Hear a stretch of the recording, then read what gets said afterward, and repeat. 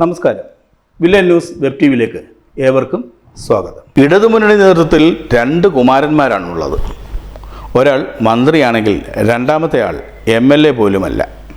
KB Ganesh കുമാറും MP Shreyams കുമാറുമാണ് മുന്നണി നേതൃത്വത്തിലുള്ള കുമാരന്മാർ. തിരഞ്ഞെടുപ്പിലേക്ക് ഓടിയെടുക്കുന്ന ഈ കാലഘട്ടത്തിൽ 2 കുമാരന്മാരും അത്ര തൃപ്തരല്ലെന്നാണ് പുറത്തു വരുന്ന റിപ്പോർട്ടുകൾ. വ്യത്യസ്ത കാരണങ്ങളാണെങ്കിലും ഇരുവർക്കും മുഖ്യമന്ത്രിയോടാണ് നീരസമെന്നാണ് പുറത്തു പറഞ്ഞു കേൾക്കുന്നത്. LDFന്റെ ശക്തനായ പടയാളി എന്ന ചിത്രമാണ് ഗണേഷിനെ പറ്റി പുറത്തു വരുന്നതെങ്കിലും അദ്ദേഹത്തിന്റെ ഉള്ള് കലുഷമാണെന്നാണ് ചില കേന്ദ്രങ്ങൾ പുറത്തുവിടുന്ന വിവരം. ഈ മന്ത്രിസഭയിലെ ഏറ്റവും കഴിവുറ്റ മന്ത്രിമാരിൽ ഒരാളാണ് KB ഗണേഷ് കുമാർ. മൂക്കോളം മുങ്ങിയിരുന്ന KSRTCയെ രക്ഷിക്കാൻ അദ്ദേഹം നടത്തിയ ശ്രമങ്ങൾ ചെറുതല്ല. അതിലൊട്ടൊക്കെ വിജയിക്കുകയും ചെയ്തിട്ടുണ്ട്.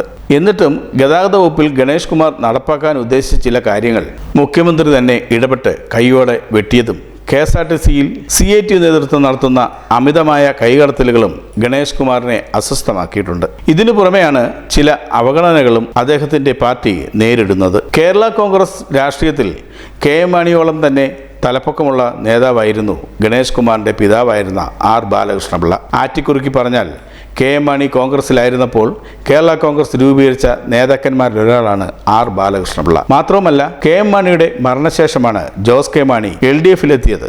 എന്നാൽ പിള്ള മരിക്കുന്നതിന് മുമ്പേ അദ്ദേഹം LDFന്റെ ഭാഗമായിരുന്നു. എന്നിട്ടും R ബാലകൃഷ്ണപിള്ളയെ തീർത്തും അവഗണിച്ചതാണ് ഗണേഷ് കുമാറിനെയും പാർട്ടിയിലെ മറ്റു ചില നേതാക്കളെയും ശോഭാകുലരാക്കുന്നത്. ജോസ് കെ മാണിയുടെ പാർട്ടിക്ക് ഗണേഷ് കുമാറിന്റെ പാർട്ടിയേക്കാൾ ശക്തി ഉണ്ടെങ്കിലും മുന്നണിയുടെ നിലനിൽപ്പിന് വേണ്ടിയാണെങ്കിലും ജോസ് കെ മാണിയെ അമിതമായി ലാളിക്കുന്നുവെന്നാണ് ഇവരുടെ ആരോപണം. ആനുകൂല്യങ്ങൾ വാരിക്കോരി നൽകുന്നതിനെതിരെ ഗണേഷ് കുമാറിന് കടുത്ത വിയോജിപ്പുണ്ട്. KM മാണിക്ക് സ്മാരകമുണ്ടാക്കാൻ കഴിഞ്ഞ ബഡ്ജറ്റിൽ 5 കോടിയും ഇപ്പോൾ തിരുവനന്തപുരത്തിന്റെ കണ്ണായ കവടിയാറിൽ 25 സെന്റ് ഭൂമിയും അനുവദിച്ചപ്പോഴും R ബാലകൃഷ്ണപിള്ളയ്ക്ക് വേണ്ടി ഒന്നും നീക്കിവെച്ചിട്ടില്ലെന്നുള്ളതാണ് ഗണേഷ് കുമാറിന്റെ പരാതി. ഇത് ഒട്ടൊക്കെ അന്യായമാണ് താനും. കേരളീയ രാഷ്ട്രീയത്തിൽ തലപ്പൊക്കമുള്ള കൊമ്പനായിരുന്ന R ബാലകൃഷ്ണപിള്ളയെ ക്രൂരമായി അവഗണിച്ചെന്നാണ് പാർട്ടി അണികളുടെയും അഭിപ്രായം. എന്നാൽ തെരഞ്ഞെടുപ്പ് അടുത്തിരിക്കുന്ന സന്ദർഭത്തിൽ മുന്നണിയിൽ അവസരമുണ്ടാക്കാനോ മുന്നണി വിട്ടു പോകാനോ ഗണേഷ് തയ്യാറല്ല. നിലവിലെ സാഹചര്യത്തിൽ മുന്നണി വിട്ടാൽ UDF ഒരു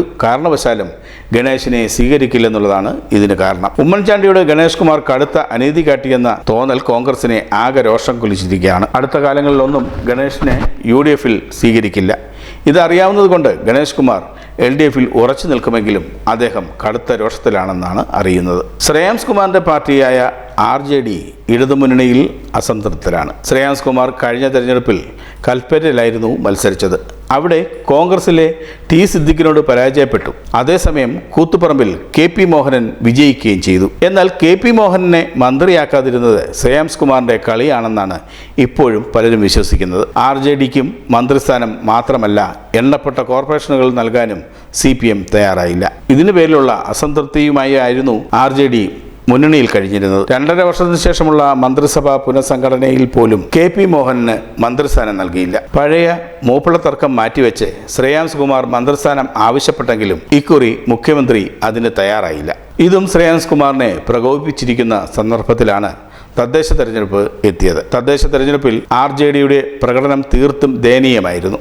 CPM കാലുവാരിയതുകൊണ്ടാണ് ഇത് സംഭവിച്ചതെന്നാണ് ജനറൽ സെക്രട്ടറി വർഗീസ് ജോർജും മറ്റു ചില നേതാക്കളും പരസ്യമായി തന്നെ പ്രസ്താവിച്ചതെങ്കിലും CPM ഇതിന് കാര്യമായി വില കൊടുത്തിട്ടില്ല. ഇതും അവരെ രോഷത്തിൻ്റെ മൂർധന്യത്തിൽ എത്തിച്ചിരിക്കുകയാണ്. ഇതിനു പുറമെയാണ് നിയമസഭാ തെരഞ്ഞെടുപ്പിലെ സീറ്റ് വിഭജനം.